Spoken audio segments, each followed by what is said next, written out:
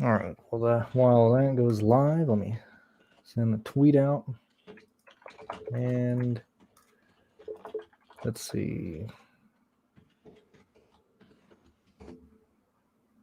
All right, cool. So here we are, last live stream of the year. And I do want to thank you for hopping on. I believe you hopped on in May, and I've had a blast doing this the entire season. Absolutely. Obviously, I won't be here next week, but I've yeah, had you're so much going to fun the doing race, aren't this.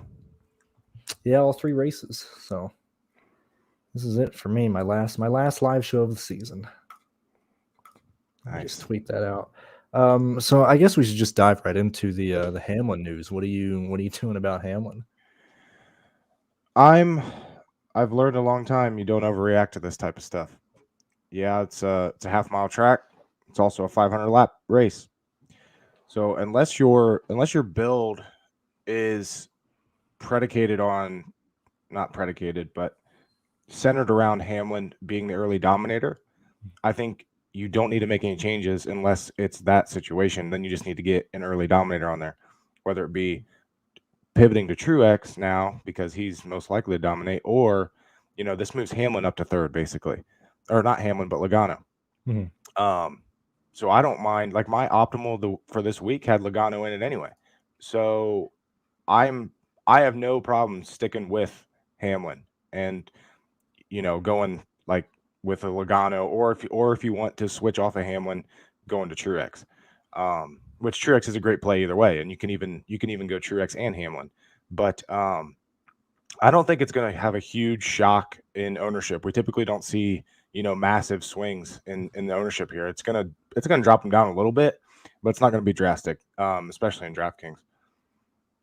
Yeah, oddly enough, what you said about Logano is last night when I was building lines, he ended up popping in a lot more lineups than Ryan Blaney was.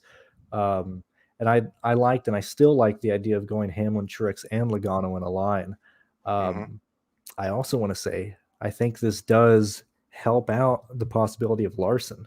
If you want to believe that he'll lead like 65, 70, even 75 laps, I think that helps Larson out because Truex is going to be on the outside. I don't think Elliott's going to pass him on the start.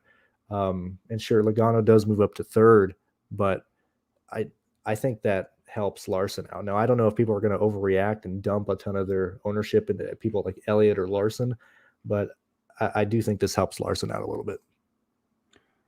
I agree with that a little bit. I'm still not running him though. You're not running any Larson? No. Oh man. As of now, I don't. Like I'm only putting together like 10 lines today. You got to put him in one there because I'm running 6 and I got him in 2. This is a hill that I'm willing to die on. Like I do not like Kyle Larson today. Okay. That's all I've heard this week, man. I think he's going to be like way lower than he really should. He might be pushing like low 20s, maybe even high teens at this point. I think he's going to come in the teens just because. Well, they priced like what the hell is that price? I'd take a risk on him if he was $2,000 less, but 11.8, hell no, absolutely not. Who do you like in the value range? Because I'm like even paying up for like Larson and Hamlin or Truex together, like it's not hard. Like, are you punting at all this week? Are you on the Quinn Hoff train, or are you sticking with people like Alfredo and LaJoy and Buscher? I'm sticking with LaJoy a lot. I like Priest. And if I am punting, my projections really like Justin Haley. I don't. But I'm fully open to punting, and I actually don't mind BJ McLeod, even though he starts 30th, just because of the price. Yeah, typically whenever we do have multiple dominators here, when you look back at optimal lineups, you really do end up seeing like a double punt week. Maybe not necessarily like punting 2 Rick Ware cards, but you normally see like a misprice in the 5K, like an obvious misprice in the 5K. It's usually optimal, and then there's usually either a high 5 or a low 6 driver in there. I think that's why I'm ending up with so much Chris Buescher this week, because I'm either wanting to play Buescher and say like LaJoy together or Half together or even Priest together. Like, I think Buescher is one of the best plays on the slate, honestly. What? Really? Yeah, I've seen I I've love seen Busher people today. talking him up as a cash play today, and I'm like, I can't get there. I got him for And 32 points. if he's getting talked up that much, and his ownership's going to be through the roof, I'd much rather go Priest and LaJoy in that range. Mm-hmm. That's going to surprise me if Busher gets a huge ownership, because he's decent at Martinsville, but it's still Martinsville, and that car hasn't been great on short tracks. Plus, he's starting 13th, 15th, 15th, so that makes it a little bit easier. But yeah, yeah. Now I'm really interested to see how much Busher's owned, but I think we're on the same mindset of, as far as build goes, you're going two low dollar guys and then stacking dominators and maybe throwing like a Bell in there or something. Like that 7K range, I'm not a big fan of the 7K range this week, just because you can't get a good build unless you're going like, and I did this before I did any projections at all. Like they kind of messed up pricing here, because you can fit Chase Elliott, Ryan Blaney, Logano, and Keselowski into a fucking line. That's yeah. I remember you talked insane. about that in your video. Yeah, that's I think that's wrong. Going back to the Busher play, like a lot of my high scoring lineups either have Half in it or it's McDowell and Busher. And that's just mainly because you're able to fit in so many of those studs up top. And in a race like this, like I'll happily take, my 5K dudes, even if they score like low 30s. If I can grab like 2 or 3 of the lap leaders, I'll happily take that. Yeah. So, see, like the crazy thing is, in that 7K range, there are like guys that could come and get a top 10. Like I've been saying this all week. I hate this race. I hate it even more now that Denny Hamlin has failed inspection. Like, I'm barely betting on this race. I'm gonna play DFS just because that's what I do every week, but I'm not having any fun with this. Like, give me Phoenix. I want to watch it. It's gonna be a great race, but it's gonna suck for DFS. I mean, like, look at the truck race yesterday, and even the Xfinity race yesterday. Shout out Daniel Hemrick for choking away yet another win. Oh man, Hemrick is so bad, man. He's so bad. I just responded to a tweet of someone that said they hope that he wins the championship to prove that this format is a scam, or I hope he like does too. a sham. That'd be That doesn't awesome. prove a damn thing. He doesn't even have like the top 5 average finish this year. Like, he doesn't have a championship season. You're not proving shit. It's funny. You're proving that this, it's. Feel free to rant, man. Get it all out. His tweet was to prove that 2003 or 2013 wasn't bad. And I'm like, your tweet makes no sense, because Hemrick wouldn't be winning this on points anyway. Let's see. So who was that? That's Kenseth's championship in With 2013 no wins, yeah. Jimmy's, right? Yeah. Yeah. Can't believe I know that off the top of my head. That's so funny. Going back to the 7K range, the only 2 plays I like are Matt DiBenedetto and Kurt Busch. Kurt Busch is actually showing up in more lineups than I thought, which is just unexpected for me. I have Kurt Busch with 42 points today, and he's showing up in more lines than DiBenedetto right now. Kurt Busch. It's how many lineups do you have that have a guy in the 7K range? Because I feel like if you're in there, like, obviously you're going to have exposure if you're mass entering, but when we're sitting here building, 10 lines, 20 lines, I don't see myself getting to maybe DiBenedetto, depending on how much cap I have left. But like, I'd probably be going Stenhouse or Newman, and at that point, like, give me a discount down to, a LaJoy or something and let me get a Truex instead of a Kyle Busch or something. Right now, I got 2 lines with one 7K guy, and one has DeBenedetto, and one is Kurt Busch. I just hate Stenhouse today. It seems like it's been like that for like the last month. That's I part of the reason like I don't want to be ahead. in that range, Yeah. Let's see. I got Stenhouse for 33 points today. And so I think that's why if I am in that range, I'd either rather go Dylan over Stenhouse. But right now I'm just using Kurt Busch and DeBenedetto. All the other ones I'm punting in 3 lineups right now. Like true punts. Quinn Houff. I got Quinn Houff in 3 lineups right now. I saw someone last week. That just reminds me. I'm like on a ranting mood today, so sorry in advance. No, but let it out. I saw someone call last week Chase Briscoe a punt, and I'm like, that's not a punt. That's nowhere near a punt. Mm-hmm. Like what? Anyway. Yeah. Speaking of Briscoe, I don't have him in a line. I feel like I'm gonna miss on him. I got him for 34 points today. He's showing up in a lot of lines. I just end up upgrading, either to Hamlin or Truex or even Larson in those lines that I see him in. I think he might be a really, really sneaky play. Like I think he actually has upside to be optimal today. Briscoe? Yeah. I'm not seeing it. He's just not good at this racetrack, like in any series. Mm-hmm. And he's been awful on short flats this year. 16th at Richmond too. I'll give him that. But everything else, 22nd or worse.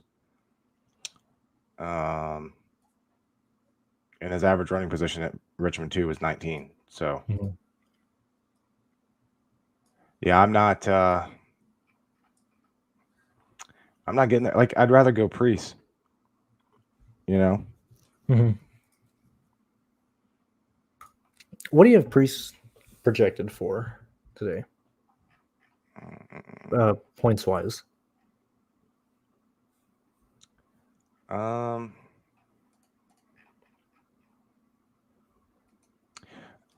It's actually comes out pretty low because but his ceiling's decently high. So I got him at 19.4 with a ceiling of 33. Okay, I'm giving him 30 today, which is kind of why I'd probably rather play LaJoy over Priest. Like I don't have any Priest right now. Yeah, LaJoy is definitely my play down there. But if I'm going, 2 of them, and I'm not dipping down to Alfredo, I'm gonna hit Priest, I think, before I hit Briscoe. Like for sure. Oddly enough, I played Alfredo last weekend, and nobody owned him. And I think this week people are going to play Alfredo a bit more. I think he was 4% last week. This seems like a lot of people are going to play Alfredo, and that's a situation I don't want to be on because I got him projected for 21 points. I think he's like Haley, like he projects well, like, but I don't see it actually working out. Yeah, starting 32nd. Short flax this year, though, he's finished outside of the top 30 in 3 of the 5. So if he's going to be super high owned, which I agree with you because he fits well into lineups, just at that salary. And yeah, I think you definitely want to be underweight on him if he's going to come in high owned in that range. I'm with you there. I still think if he stays out of trouble, he's going to be 27th or something. But I'd much rather take the risk and pivot to do you like Justin Haley at all today? I told you he's popping in my projections. He's popping in mine as well. I got Haley for 22. I got Alfredo for 21. I got Quinn Houff for 19. I would be fine running Haley today, but I think that car is a bare bones shit car. Like, I think they're just done with it. Mhm. Unless, like, he hasn't finished top 30 since Richmond on 9/11. Like, I feel like Yeah, that in the car's just 11 car, no completely less. fallen off. Mhm. Because Haley's a good, flat track racer. Mhm. Yeah, I can't see Hamlin working, man. What does he have here? Oh no. Well, you can play the narrative game. Anytime. Oh no. Yeah, anytime you have a kid designing a paint scheme or like a family death or something, typically those guys do better DFS wise. So today he is driving a car painted by a child, I assume for some purpose. So you can play that narrative streak if you want. You're talking about Justin Haley, right? Yeah, in 77. Okay. Yeah. Okay. I didn't see that. I thought you said Hamlin. That's why I was like, No, at least I hope I didn't say Hamlin, but yeah, like, and I don't mean to sound like an asshole, but you know, it's long enough now where I can say it. Like, you should have played Briscoe after he had his miscarriage. It always happens that way in NASCAR. Anytime there's something like that storyline, whatever the case is, they always work out. Anytime somebody's running like a obvious like breast cancer awareness or some type of foundation that actually matters in that sense, like they normally do better than others. So you can yeah, like that honestly makes me want to play Haley. Like I saw that early in the week. That's the only thing I have going towards Haley, honestly. yeah, because the last time I think Truex ran the Sherry Strong car, he dominated. Yeah, and I mean, however you say it, man, like that always happens. Uh, you know, that's just how it is. Hmm. Um, so I'm really high on Christopher Bell this week. I don't know about you. Uh, I have him. I don't have him in any lines right now. I just haven't I haven't put him in lines. I haven't got to him. I think he is a good play. Uh, and I think Hamlin going to the back does help him. I'm just concerned that he doesn't get fast laps or laps led in this race, that he gets stuck in traffic. I think he's going to run very similar to Byron, to where they end up running 6th or 7th all day, but they don't really get anything more than that. Christopher Bell has had double-digit fastest laps in every short flat track race this year. Mm-hmm. Right That's what now, I like. I'm giving him 17 at the moment. Hmm.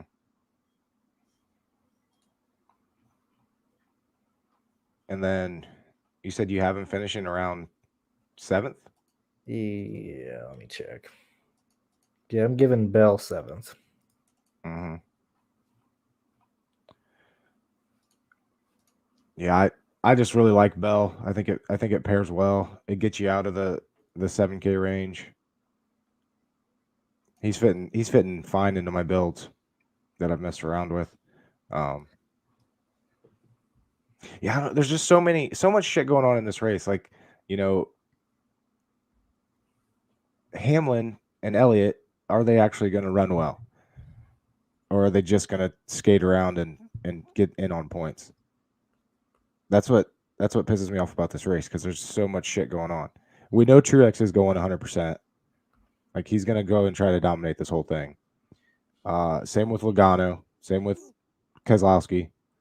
Blaney will probably do it too.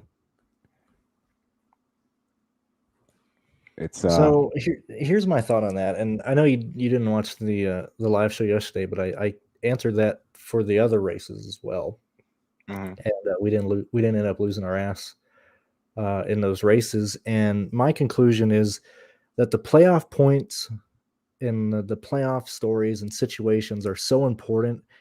They're not important. Like, there's such a big variable. I don't even give a shit about it. If these guys end up killing each other, or wrecking each other, or riding for points, like so be it. But personally, I'm not that into anything. Like, I'm just projecting guys on how I believe they should run. Um, like the whole, like, I mean, same thing with like Elliott. just kind of riding, trying to get through to the next round, trying to get stage points. Larson having nothing to race for. Keselowski, Logano trying to win the race. Like, I'm just projecting like, I don't care where you are in the playoffs. That doesn't matter to me. If that ends up affecting it, then so be it. But I'm not gonna kill myself really worrying about that. Mm-hmm. Yeah. You think we're gonna see people take each other out today? Because like don't. all these guys are so good at Martinsville. I don't. I don't really see this being that. It's not the lower two series. But then I mean, even if they do, like, I played a lot of Todd Gilliland yesterday. So I mean, he didn't kill you. He ended up with like 45 DraftKings points. It didn't sink your line. If you play the guy who leads the most amount of laps, if he gets wrecked, last quarter of the race, then so be it. But I don't think we're going to have guys get wrecked. I think this is going to be a pretty green race, which is why I'm not a big fan of Haley, Alfredo, and a lot of the guys in the back that I don't think are going to gain a ton of positions. Mm-hmm. Yeah, I saw Phil tweeting about James Davison like getting 23rd last race. I don't see that happening again. Like, obviously it can, but I'm with you. Like, I think this is going to be a tame race, and if anything's going to happen, it's going to happen in the last 20 laps. Mm-hmm. I don't think there's going to be enough to get a punt into the high 20s or low 20s, whatever. But yeah.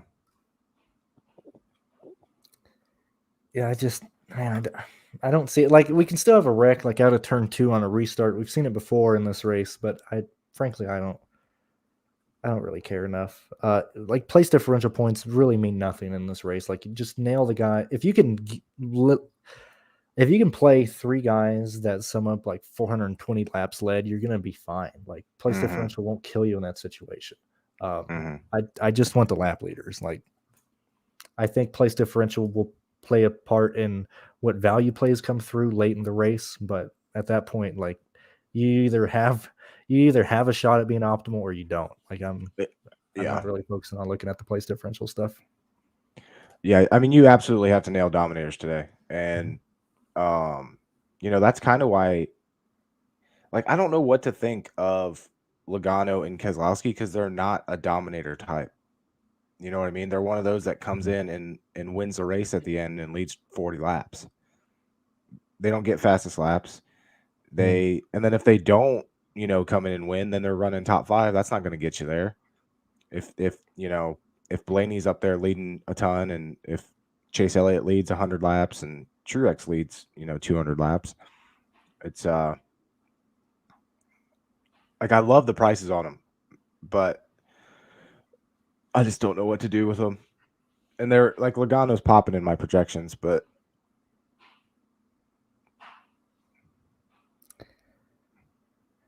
I think moving Hamlin back, I'm not going to take him out of the lines. I already have him in. But looking at it now, the guys that I like the most, it's probably Truex, Logano, probably Larson, and then Elliott for getting laps led and fast laps in this race. You don't like Ryan Blaney at all? I like let's see. I like Blaney, but like, he's popping off in a ton of lineups as well. But I just haven't, like, if I'm playing Blaney, I'm most likely not playing Hamlin in that line. I'm probably playing Truex, and so it'd be Truex Blaney together. I like the idea of playing Blaney with Hamlin and Truex, but I don't know what to do with Hamlin. I really don't.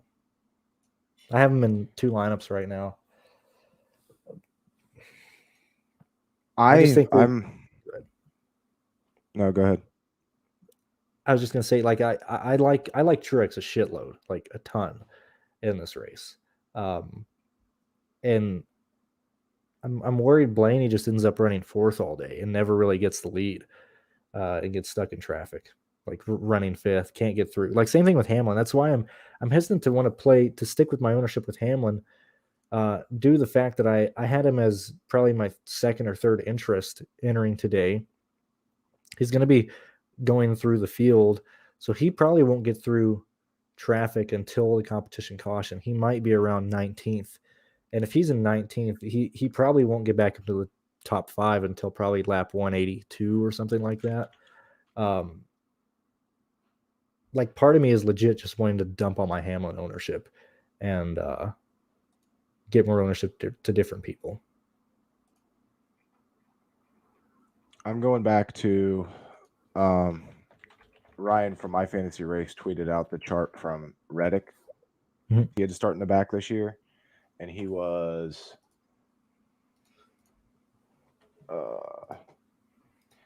it took him to lap 117 to get into the top 15. Just over lap 100, he got to the top 15. You said that was this year at Martinsville? Yeah. Here, if he started from the rear, I can tell you exactly when he got in the top 5. Because that's what I would let me go here. That's what I would look at the most. Like, I totally forgot he started at the rear earlier this year. Reddick hit the top 5. Lap by lap data real quick. 274 is when he hit the top 5.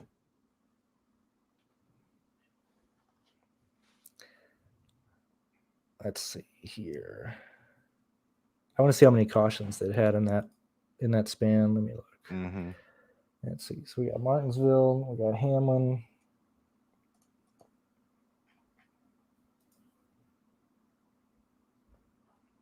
You said this, like the spring race? Or what race? Yeah. It wasn't this spring race. According to Ryan, it was.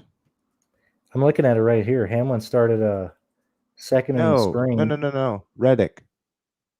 Oh, Reddick. Yeah. Oh, I thought you. Sorry, I was like, I was talking about Reddick. And that's just like the point being, Hamlin's a lot better at Martinsville than Reddick is. He drove 26 on the competition caution. I expect that from Hamlin. Let's see. We had another yellow. Started on the inside on that restart on 56. Got stuck at 22nd.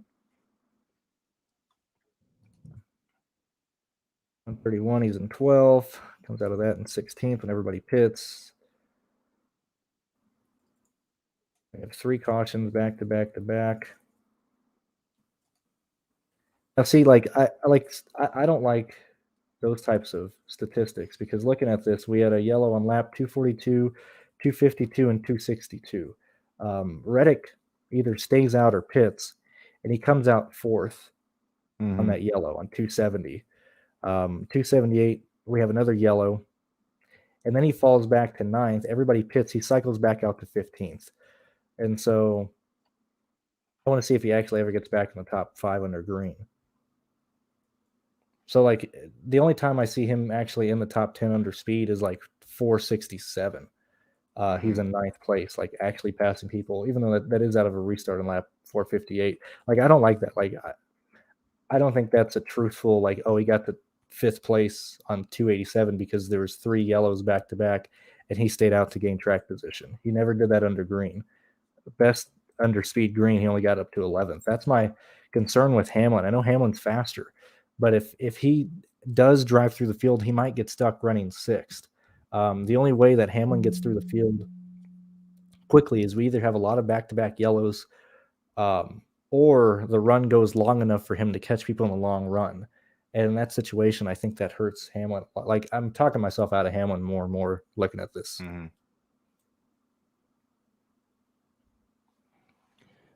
Yeah, it's one of those.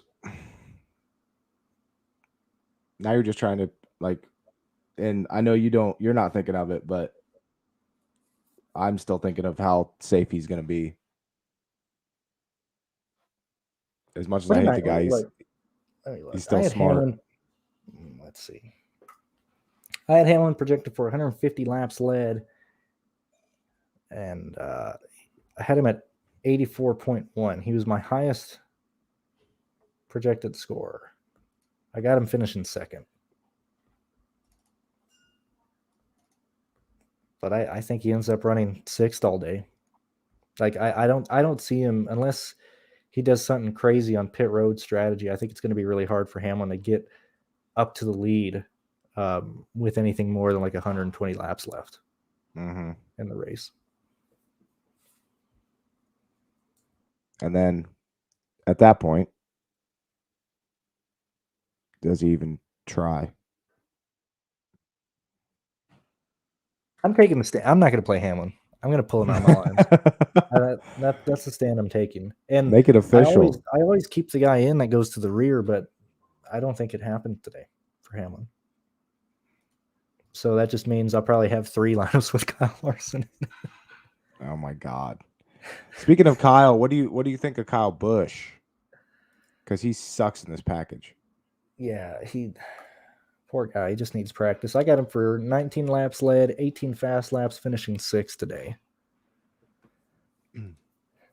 That's and generous. That's like 52 points. So yeah.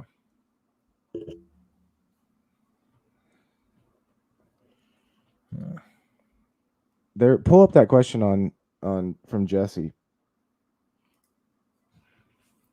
Because I think you're right. I think he's going to be the lowest owned.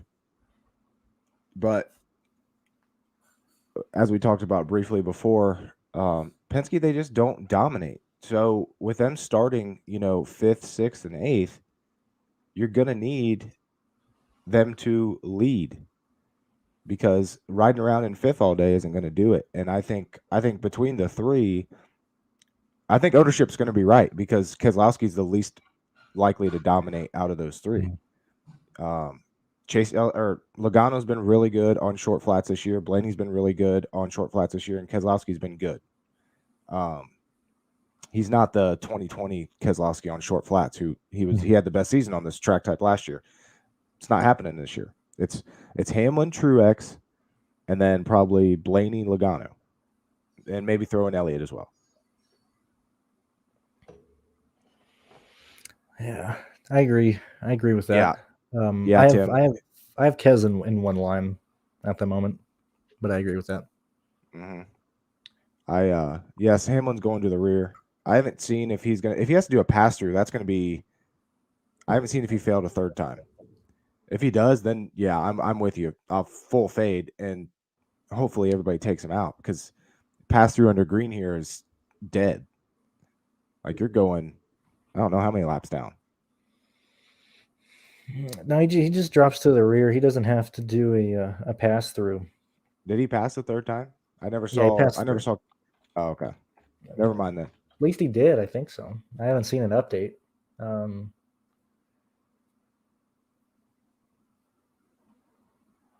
Yeah. Oh yeah. He was good on the 3rd time, so no pass through. But yeah, that's the stand I'm taking. I'm probably going to get more. Well, let me run this actually. Let me go ahead and take Hamlin out of this optimizer, and I just want to see what it gives us. So I'll let that run for a few minutes. How high do you actually, think? That'll probably really shake up a lot of my lineups. It's go like this is. Yeah. Go ahead. Well, we both had Hamlin projected highest today, so that screws up everything. Yeah, and I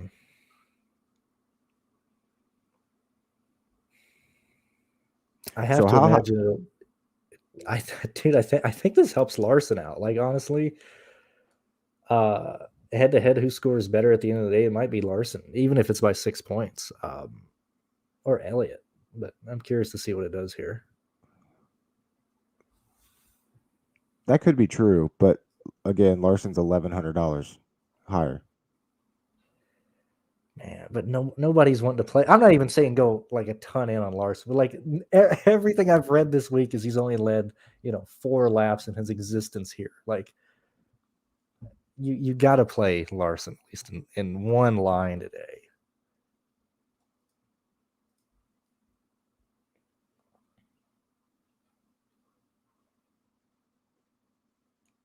I think he's okay. So now the real question: where do you see ownerships coming in at with Truex and Larson? I think the Hamlin news is definitely going to bump up Truex.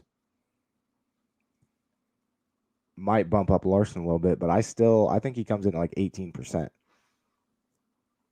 I hope so, because I thought Larson would be like 25 or 27. Just off the top of my head, obviously I don't have anything to calculate. That's just me thinking. I think Truex is probably like 55. Because I figured Truex and Hamlin originally would probably both be around 49%. But let's see, we got Taco coming in. And I agree that the Hamlin news does help Logano and Busch more, regardless of what Busch you're talking about. I don't think it helps Busch. Kyle Busch is probably my least interested right now. Package. Like, I'm sorry, go ahead. What? Kyle Busch is so awful in this package. No, yeah, like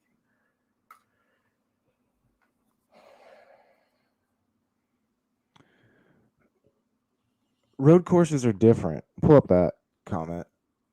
Like Larson hasn't shown. Obviously, he's going to be better in this car, but he hasn't shown anything to show that there's going to be a significant jump like there has been at road courses.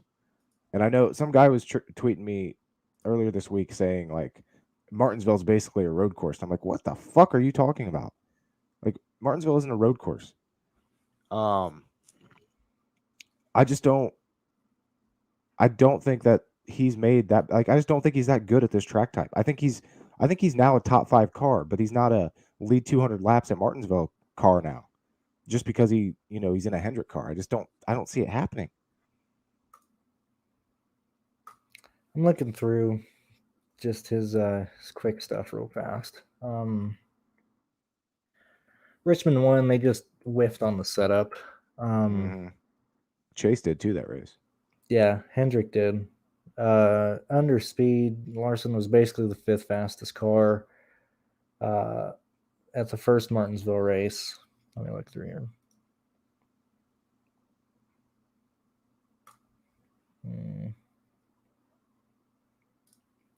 Where's he at? New Hampshire? Let's check him out real quick. Let's see. He starts 10th.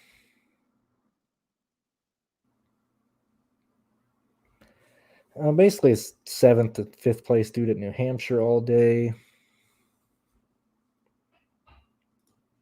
Let me look at Richmond 2.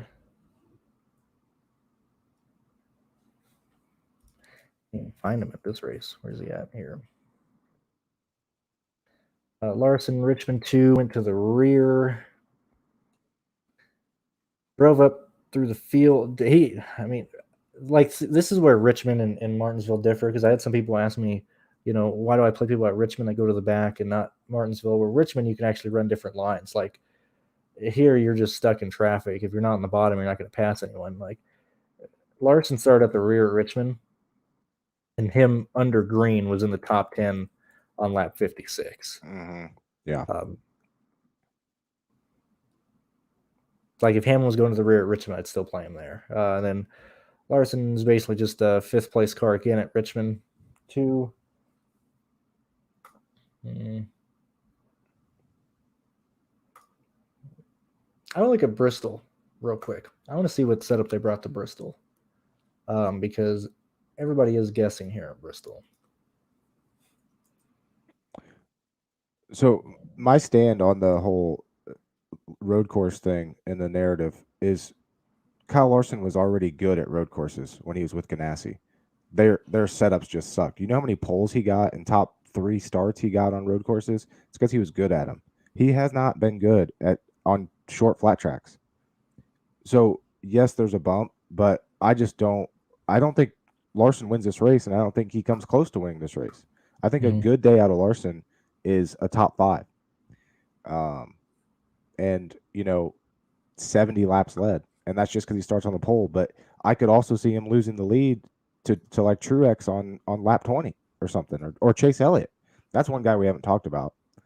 is Chase I got Elliott. Chase Elliott in lines. Yeah. And does Larson see, now we're just playing hypothetical again, but does Larson let Chase Elliott go to the lead? I don't see it. Let's see. So I do want to go back to my highest scoring line.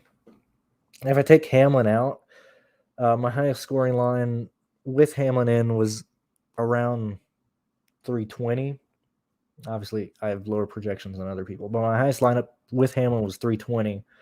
The first one that it ran without Hamlin has Truex, Logano, and Blaney in it, and I have that for 304.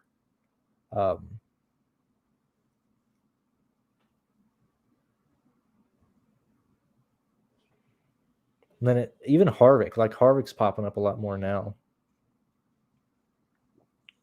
That's another range that, and Harvick himself, like that car suddenly has really good speed. Like, I don't think enough people are talking about this. Like, Harvick's legit, he's running almost close to where he was last year right now. Stuart Haas has been, the 750 package has been where they have been good at this year. I like there's so many guys I like this week, but I like Harvick. I like Bowman, even though he's dead to me. I really like Bell.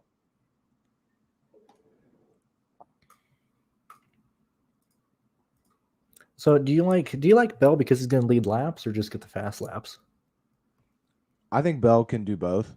I think he's definitely going to get some fast laps. I think he could lead, and I think he's going to challenge for a top 5. So $8,400, I like it. Starting 12th.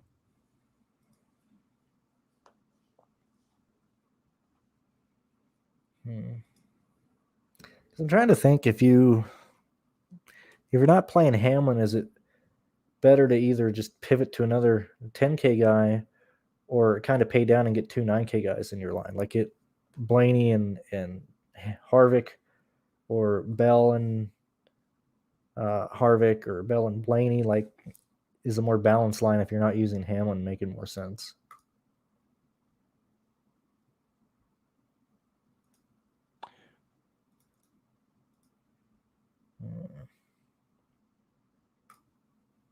Because you could easily do like Bell, like you could do Harvick, Bell, Blaney, and Truex, like really easy.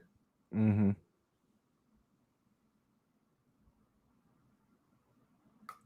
Yeah, I think most of my lines today are going to have like 2 of the mid 9 guys, and then 1 of the over 10 guys, and then two of the low shit boxes, not shit boxes, but the lower drivers, and then either, depending on how much cap is left over, Bell or like DiBenedetto.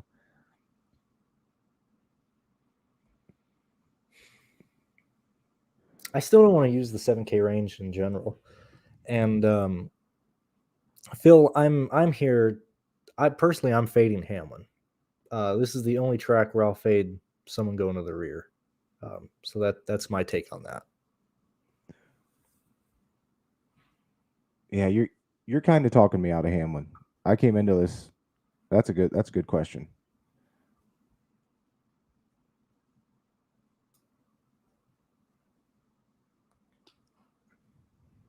What do you think?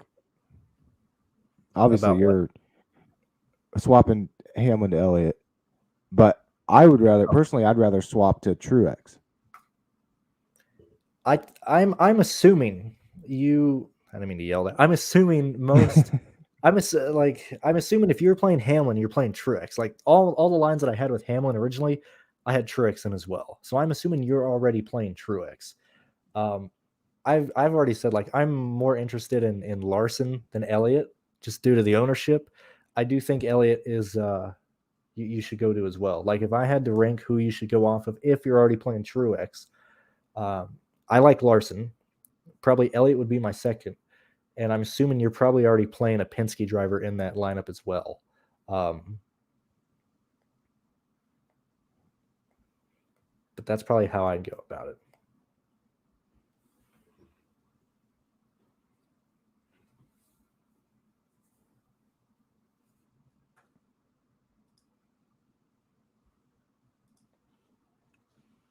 This week sucks. That's all I'm saying.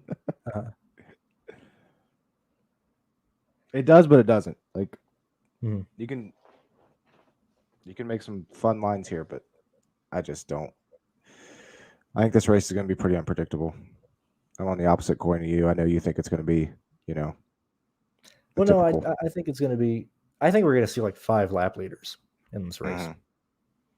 So just try and get 4 of those guys in a line. That's how I look at it.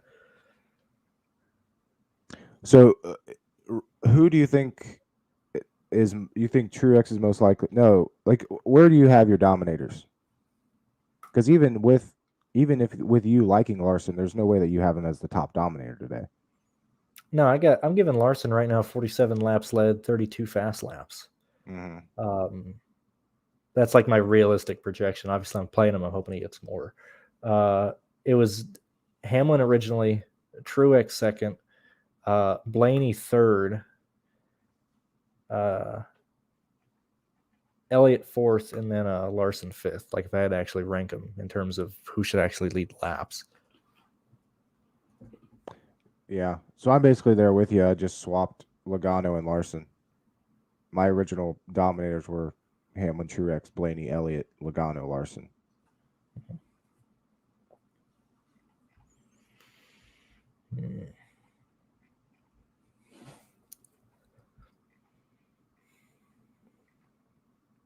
I think if you remove Hamlin from your pool, and like here, let me bring this up on the screen. Actually, I got so many things open over here, so let me because this is how I'm approaching it at this point. Let me take all this crap off from the video earlier.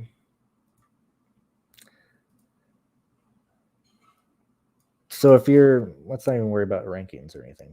Like if you're legit looking at a pool to play and you remove Hamlin from that, I think you can easily remove Kyle Busch. We're going to say outside of him showing up, just for the sake of this argument, you remove Harvick from this pool. So if these are your drivers to build lineups with, I think you can easily grab 3 to 4 of these guys easy. And this is probably what I would run in the optimizer. I'll probably throw Harvick back in there, but just showing, you got 1, 2, 3, 4, 5, 6. You have 6 guys here that you can easily grab 4 of. I think that's the way you should go about it in this race. Without punting, even without punt, that's why I don't really see. I think the Hamlin idea or the Hamlin news makes it easier to play more of these guys because you're removing one of the more expensive plays. But I think it's easy to get 4 of those guys into your lines.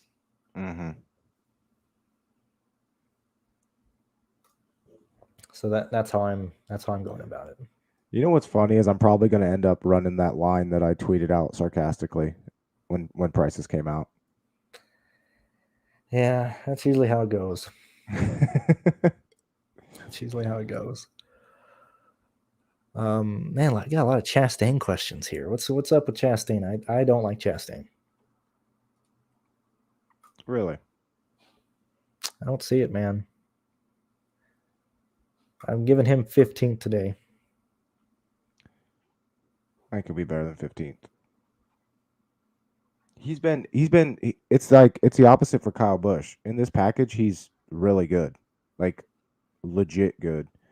And, last 2 short flats, top 10s.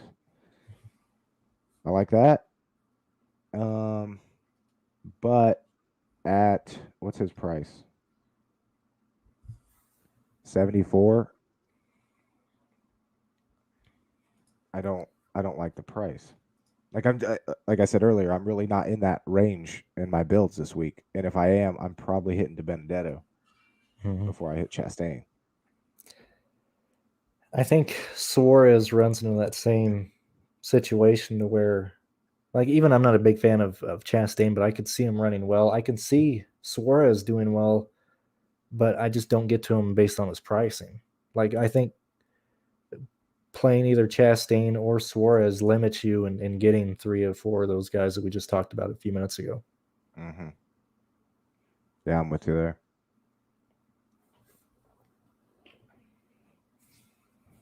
Who's that? You gotta pull up that last comment.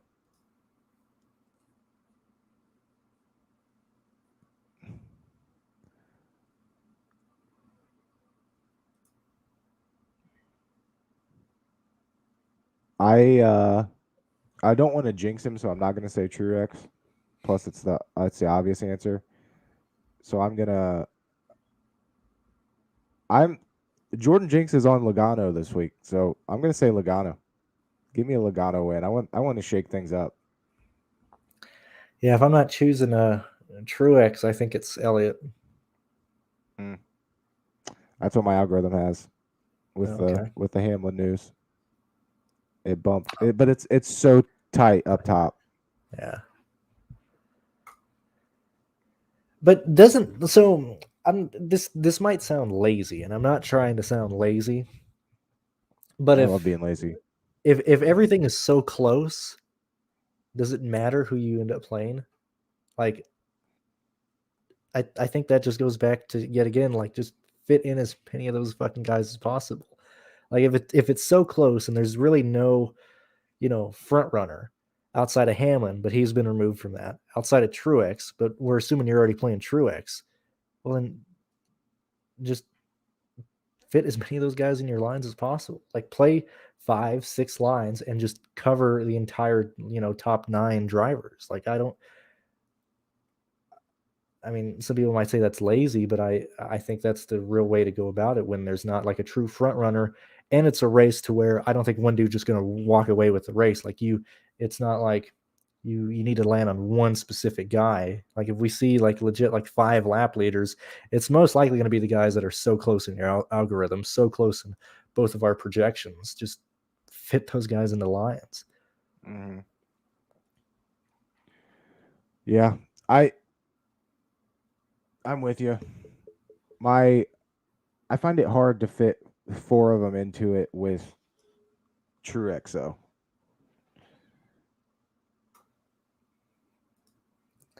Let me tell you here. We'll put one together. You probably don't want Larson in that line, but I'll probably build with Larson in that line. Please but no. Let's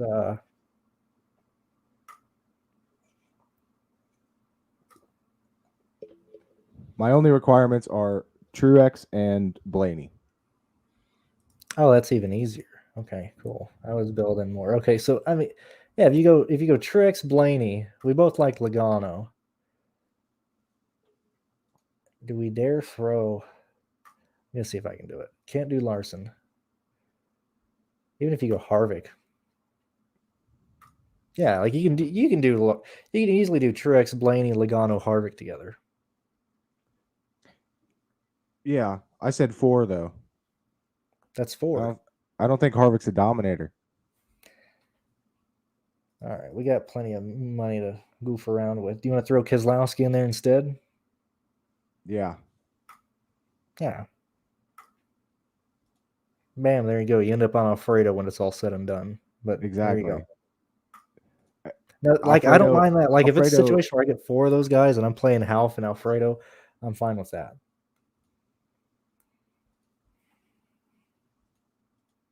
Yeah.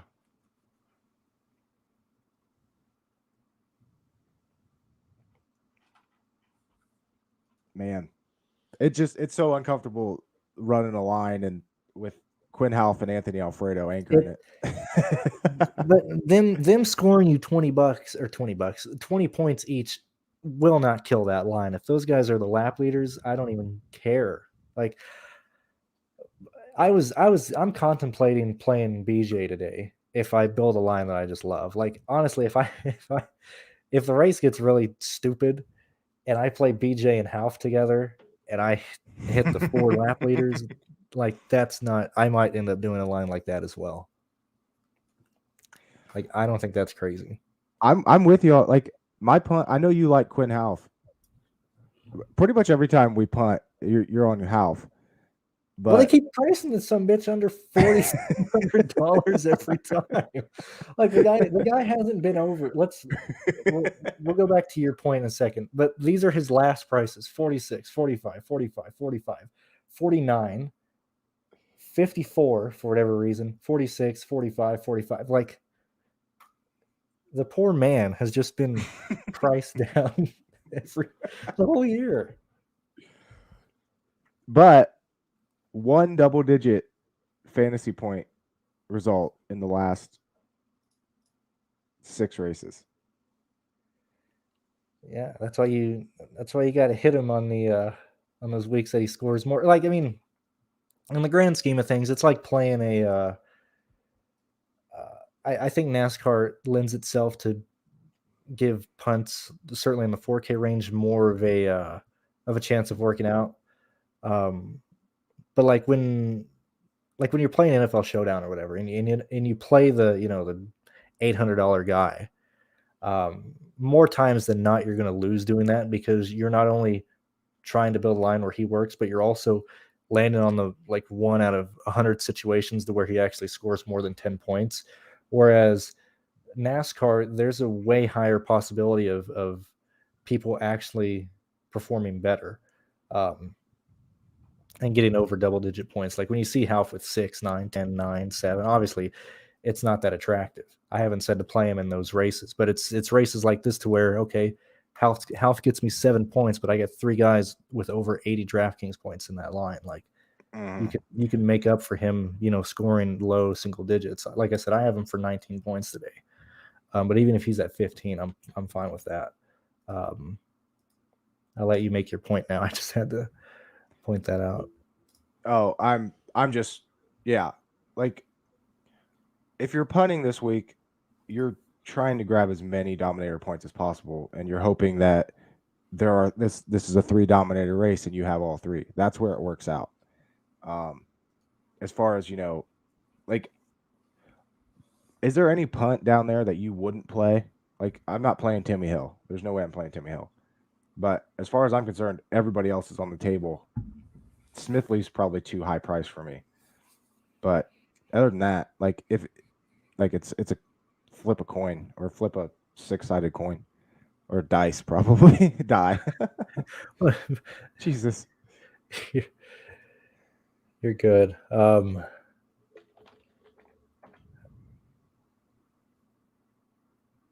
I don't see myself playing Blicky. I don't see myself playing Cody Ware. I think Cody Ware brought out like 3 yellows in the last Martinsville race. Hey, don't talk shit about Cody Ware. He's just misunderstood. He is, poor guy. I wonder how his brother's doing. I'm pretty sure he's getting a lawyer. Probably what he's up to right now.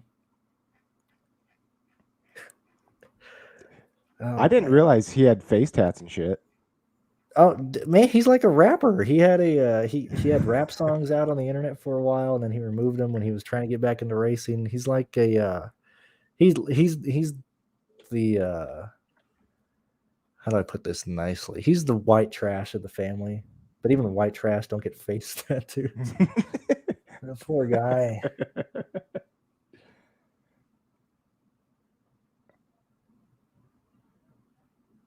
Let's see. I think Ware was in the first month. Yeah. Finished 28th in the first. I'm pretty sure he brought out a couple yellows. Let me look. Yeah. This is the one where he brought out 2 for sure. So he spun out by himself on lap 242, and then he spun by himself on lap 290 in turn 2. Speaking of shitbags, the issue with Austin Wayne Self yesterday. What was your take on that?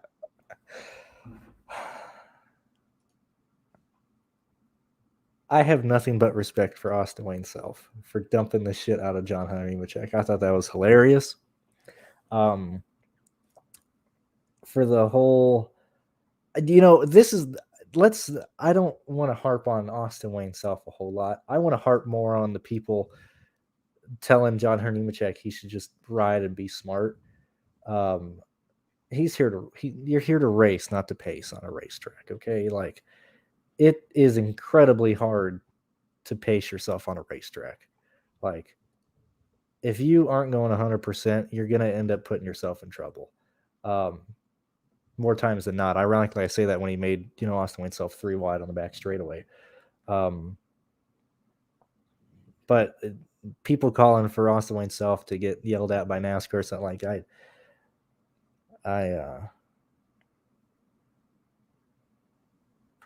I'm not mad at Austin Wayne Self. I'm not mad at John Hunter Nemechek. That looked like it was just a racing incident, honestly. People are just making a big deal out of it because it's John Hunter. And when that happened, I really wanted John Hunter to not make the championship 4. to just be that guy. But what did you think about that? I know you were pretty mad at Austin Wayne Self. I hate Austin Wayne Self. Like I hated him before that. So he's had me blocked. He's had me blocked longer than Denny Hamlin has, if that says anything. Man. I think it was completely intentional. I think he dumped him and then he wouldn't own up to it. So fuck him. Like if you're gonna do it, fucking admit it. That's my only point. Every single time. I think he didn't give him room on purpose, but I don't think he expected John Hunter to swing as much as he did. Like I don't think he intentionally meant to just Earnhardt him into the wall. I think he meant to give him a hard time and maybe run him on the curb. But I don't think he expected John Hunter Nemechek to be turning back up the track at that time. That's why I just found it hilarious. But yeah, I do believe. I wish Austin would have just said like, yeah, I wanted to wreck him. I didn't mean to, put him head first in the wall, but I meant to give him a hard time. I wish he would have said something like that. What about Spencer Boyd, man? What happened there? I don't think I saw that. Oh, you didn't? Oh man, that was the best part. So in the Xfinity race, late in the race, within the last, outside the last quarter, certainly after the back half of the race. And chat, you can put your opinions in that as well if you want to get in on the rant part of this video. But anyway, so Spencer Boyd stays out on old tires the first time, and he chooses the inside lane, and he's on a pretty long run tires, probably 80 laps on him, 85 laps on him, and he starts on the inside and checks the field up like hugely. Mm-hmm. They end up wrecking in the back of the field, and Spencer Boyd stays out again. And this time he restarts. I think he restarts 8th on the outside lane, and he checks the field up. And because he's going so slow, the field in the Xfinity race ends up going 4 wide out of turn 2. And let me see if I can bring it up for everybody, for you to see again, or for you to see. But it was quite hilarious. Everybody's just shitting on poor Spencer Boyd. Which I don't know why it reminds me a lot of I think it was Cole Witt in like 2014 or something. He stays out on the final restart of the Xfinity Series race, the championship race, and he fucks over Elliott Sadler because he just slows the line down. I don't know why. It's so stupid. I can't even be mad. Like, can't even be mad at these guys because it's so stupid. Let me see if I can find this here.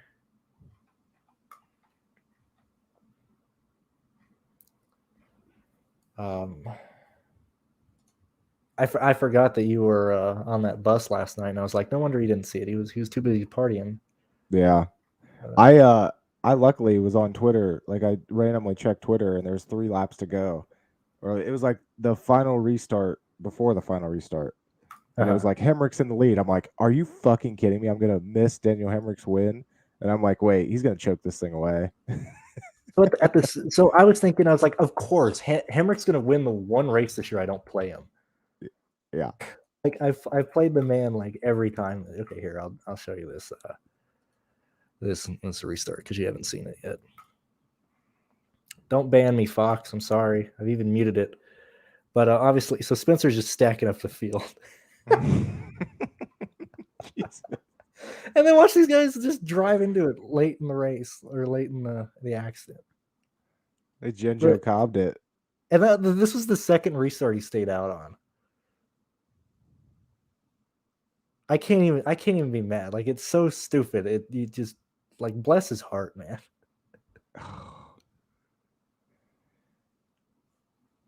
And then fucking Michael McDowell almost flips over. If the 98 gets under him right there, man, he's going upside down. Michael Annette, you mean? Yeah, Michael Annette. Yeah, that was pretty funny. I know Ed's been asking about Almirola a lot. Almirola is really good on short flat tracks. He's not that great at Martinsville though, so I don't like him. I like him at Phoenix. I like him at Richmond. Don't like him here. Mm-hmm. And New Hampshire, obviously. Yeah. I don't have any Almirola, and yeah, that sucked yesterday with Herbst taking Barry out late in the race. That was unfortunate. Let's see. Did I miss any questions? Let's see. I don't think so. Eric, thank you for tuning in this whole year. I don't even know if you're still here, but because this is quite a while back when you sent that. But yeah, just thank you everybody for showing up. I mean, it's still NFL Sunday, and we got 50 people here late in the NASCAR season with pretty small GPPs and contests out there. Just thank you guys for showing up all year. I've really appreciated it. I know Jordan does as well. Yeah, it's fun. I love debate and stuff like that. Yeah, I'm down to do it again next year. I hope you are. Yeah, I don't have anything set in stone for next year yet, so. But yeah, I enjoyed jumping on here, especially the weeks that I'm like questioning myself, or sometimes. I mean, there's been plenty of times that you've opened my mind about Quinn Houff. Yeah, and some of them have worked, some of them haven't. Not just the Quinn Houff play, but other plays. He won me some good money at Dover this year. So yeah, he did. Same here. I can't think of anything else to really talk about. I'm like I said, I'm on the board of just not playing Hamlin at all today. I haven't. That's one thing I'm just not. I don't know yet what I'm going to do with Hamlin. Can you play Larson in a line? At least do that. If like just one line with the guy, and if he gets passed on lap 20, so be it. But I don't know if I can do it. I really don't. Oh my gosh, man! Like that's just. I'm like, you got to play him in like one line at least. Like he's not that bad of a play. We've played way dumber plays this year. I know. I've just been so much on the anti-Larson train this week. Well, you can change your mind. I know. You know, it's not like you're being held to the fire. Like they DraftKings posted they usually have like one big money contest to end the year. This thing is shit. Is it already up? Yeah, it's a $400 contest with $25K to first, and then it drops to $10,000 for second.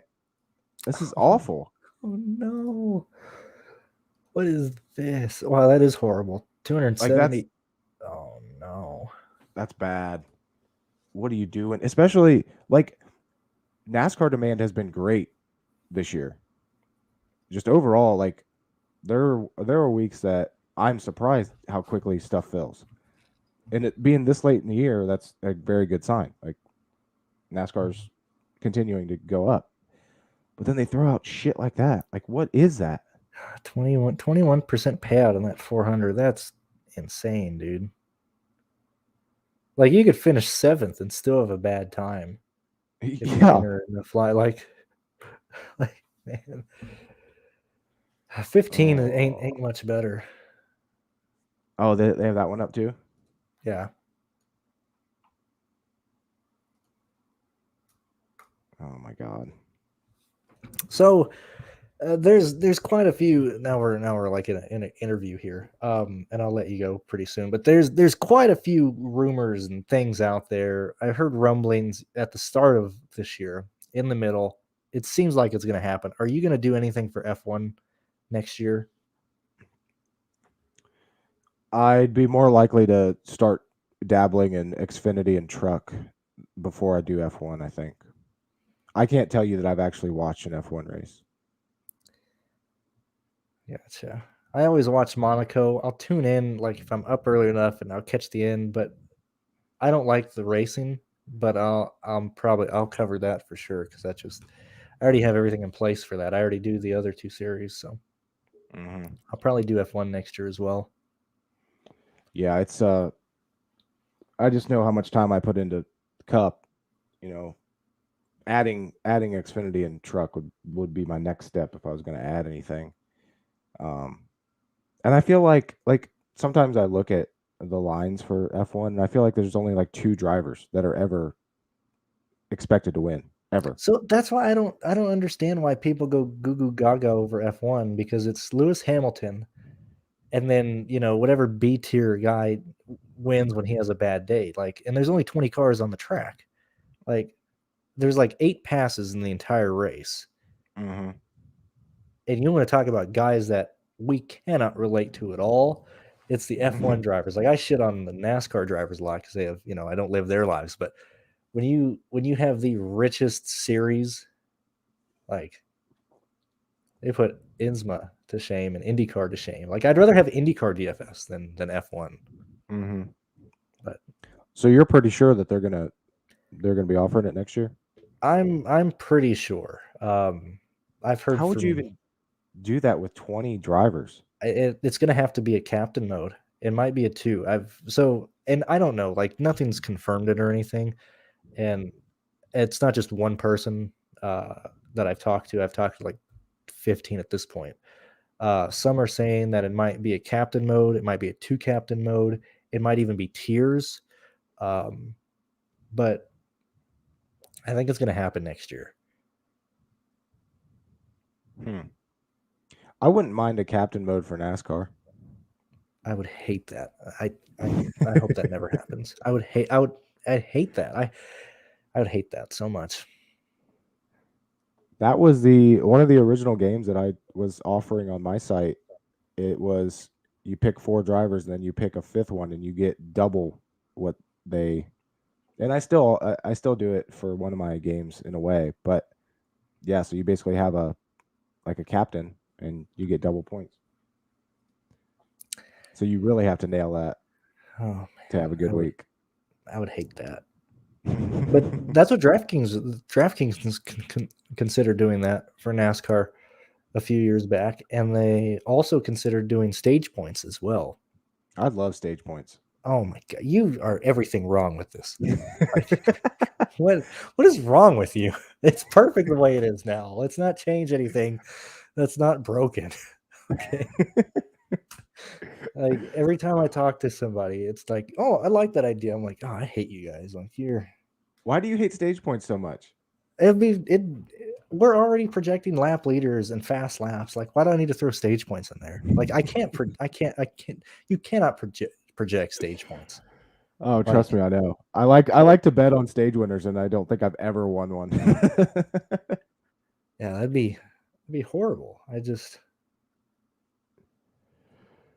That's a good question that just came in. Buescher or LaJoie head to head? I have Buescher for 32. I got LaJoie for 31.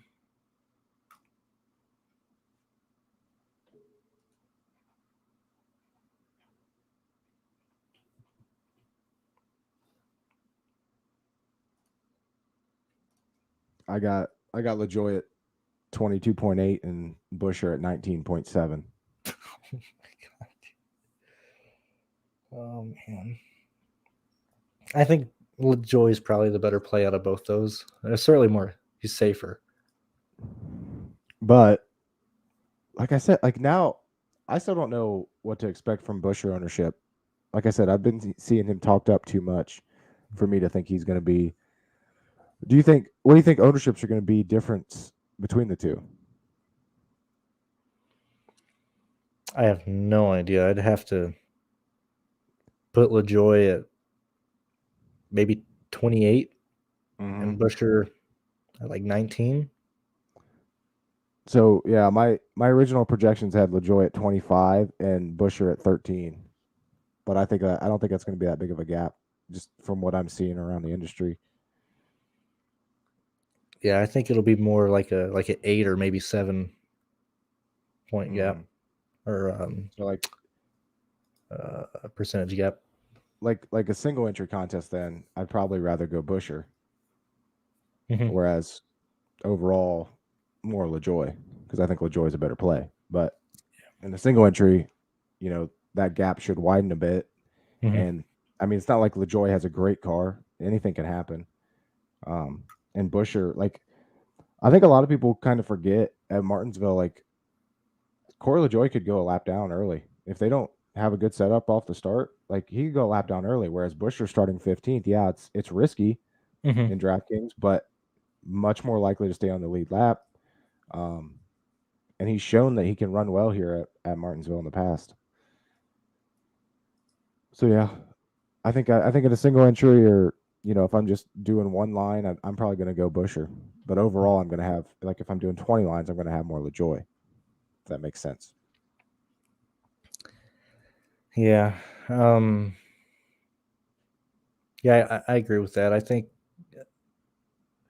if I had my last thought on this race is probably I would probably want to be overweight on the punt plays like BJ, or not maybe percentage wise, but if I'm building more lines, like say if I was building 20 lines, I'd probably have 12 lineups with either Half or BJ in them, and then 8 with like LaJoy or Busher, because I think I'd rather be overweight on the punt plays, just because I think we're going to see LaJoy and Busher be in the 20s. And I would just rather take the discount and trying to get more of those lap leaders in there versus having either LaJoy or Busher in there, kind of limiting who I can get in the AK range. I like it. If I'm in the AK range and I can grab either Harvick or a Penske driver, if I drop LaJoy or Busher, I would probably do that. Mm-hmm. Yeah, I'm with you. All right, I think we're gonna end it there. I know you you need some rest, man. I don't want to keep you up too long. You know what's Yeah, I think wild? One more thing. go ahead. I didn't check this before. So like sports books have not moved off of Hamlin's odds, like with that news. They're not Mhm. reacting to it at all. Well, because I mean, a bet to win is different than a bet to lead the most laps. Mm-hmm. Like I don't think his percentage of winning lowers, uh, but I think his chance at being good at DFS has certainly taken a big hit. Yeah. It's not like, Elliott last year at Phoenix, where it didn't change anything at all. But like his odds to win stage one are like basically the same as they were before too. Like, come on. Yeah, that's an issue there. Um, yeah, I think we're gonna end it there. I think we've talked long enough. Thank you for all the 40 of y'all in here still listening. Um, I'll be back next year. I know Jordan's going to be covering NASCAR one way or another next year, and I've really enjoyed the season in terms of making content, in terms of doing this, in terms of um, just being here. So thank you guys for being here and being a part of that and helping that be um, possible for us. So thank you. One more question before we jump off here. Go ahead. Who's your final four? Let me look at the drivers real quick. Probably Larson, Hamlin, Truex.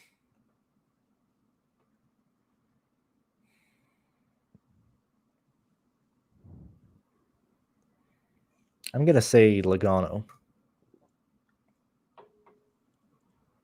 You think what?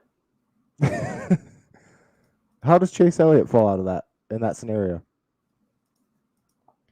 Well, you said Final Four. You didn't say I had to defend those drivers. I'm just saying. That takes a very specific set of circumstances to happen. It is a very specific set of circumstances. Yeah, I'm gonna stick with that. I would have taken Larson out, but he's already locked in, so I had to take Elliott out. All right, and since we're not doing a live stream next week, who do you think wins the championship? I hope it's Larson because he deserves it. If Hamlin's in it, he has a real shot. Like if Hamlin, which he should be, I'd give probably 55% Larson, 45 Hamlin. You don't think Truex, if he gets in, has it, or I don't think Chase is gonna. If Chase gets there, I don't think he's gonna have the car to beat. Yeah, Truex struggles at Phoenix, and that's not looking at the stats. That's just the eye test because I've been to pretty much every Phoenix race. He won For whatever this reason. year, though. I'm sorry. He won there this year, though. He was fast, but man, that was his first fast car. I think top 3 next week, like running position, is probably going to be Larson, Elliott, Hamlin, and then Truex. Yeah.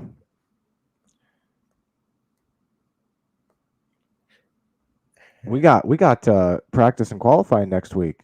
We do, unless it changes again. They apparently that's what I don't understand why there is so much confusion entering that weekend from different people. Some people are asking, do we have qualifying? Do we have practice? Is it the same day next week? Like I said in my video this week, I'm going off of the Phoenix website. Like the schedule that they have on their website of events is what I'm going off of. Yeah, I think it's Saturday practice and qualifying, and then Sunday race. I hope it's not. I hope it doesn't turn into the same day. If it does, fuck everything. I hope it doesn't. I'm pretty sure they have practice for all 3 series on Friday. Cup Series qualifies for the Xfinity Series race. Yeah, I hope it doesn't turn the same day qualifying. They don't even know what they're doing next year. Like that's still up. I don't know how you can be this disorganized. Like, well, was it the Xfinity starting lineup this week that they calculated wrong because they put in the wrong car number or something? I was like, why is people manually entering this data? Like, we have computers for a reason. Like, this is a shit show. This entire organization is a shit show. Yeah, I did a whole rant on that yesterday in my show because I had to change my stuff again because they changed it. They changed it 3 times last week. On NASCAR.com, on what different reporter. I don't understand how this happens, man. And the next gen isn't even like finalized. Like they're still having issues with the steering column and other things. Like, and how we're hot not it gets. ready. That's my concern. Is like all the drivers are saying like how hot it gets in the car. It's like you're testing these in colder conditions. Like wait until you get in the fucking summer if you still have cooling issues. Yeah, they're still finalizing the vents and everything, but yeah, when you get to let's see, where do they race at deep in the summer? They got Road America, gonna be humid. They got the Atlanta race again. I forgot the race in Atlanta in the middle of fucking summer. That's brutal. Because like I feel like every week we see, a driver or two have cooling issues in the summer. Mm-hmm. Yeah, poor Bubba keeps passing out every time he gets out of a hot car. Or like Atlanta. What is this? Yeah. I mean, I've heard that too. I know for a fact the first Atlanta race is a traditional weekend, but we don't know if that's because of that being the first time they're racing at that track, because they don't even have a schedule for the second race at Atlanta. Because I believe they're racing there twice next year.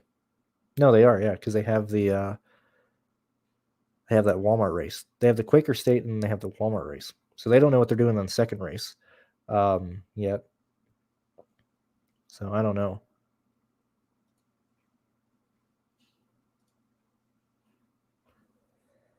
I don't know. I still can't believe they're doing the LA Coliseum like last minute.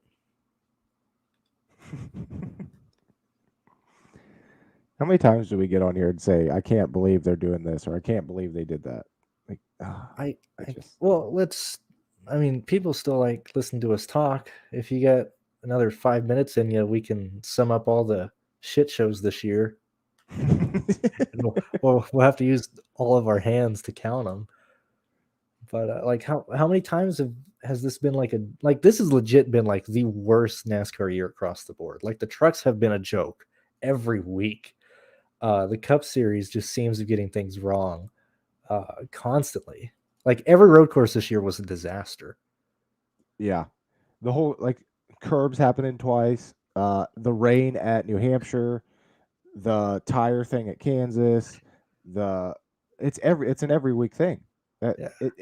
It's to the point where we sit here and we say, if a race goes smooth, it's like, holy shit, that's rare. Like we don't have anything to bitch about this week because it's happened like 7 times in 38 races or whatever. What really didn't tick me off, but I had a good chuckle was last weekend when they ended the lightning delay. Yes. That was so funny, man. They're just making stuff up.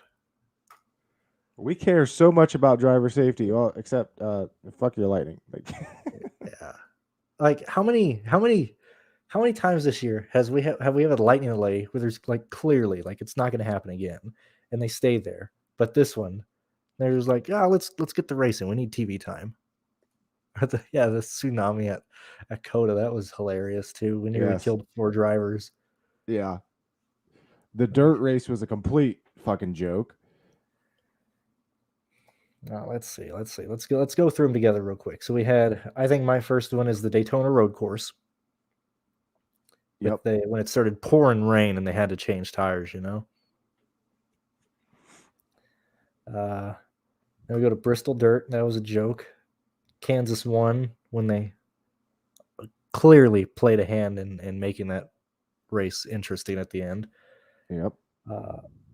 Coda. Sonoma was a wreck fest. All-Star race was, that format was, yeah. Dude, it's so crazy. New Hampshire. The Indy Road Course. Let's see. The Roval.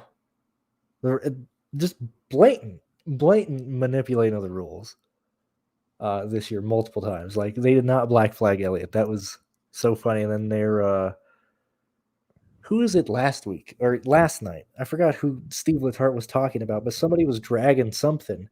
And he was like, well, NASCAR is going to give him a black flag. You can't be, having a piece of bodywork flapping in the wind like that. And I was like, well, clearly 2 weeks ago, that was not an issue. Michigan, I still think that one was a manufactured caution. I don't think there was enough rain. Oh, yeah. Yeah. It was misting at best. Yeah.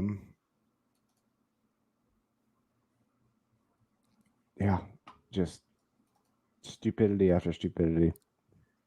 It's wild. So I won't be shocked if today is a wreck fest. Okay, this is a question for you. We'll end it on this. I cannot describe. I need to set up a victory celebration if Denny Hamlin chokes out and doesn't get to the Final Four. And I wish David Starr was in this race so much. Yeah. Because he'd be the one to do it.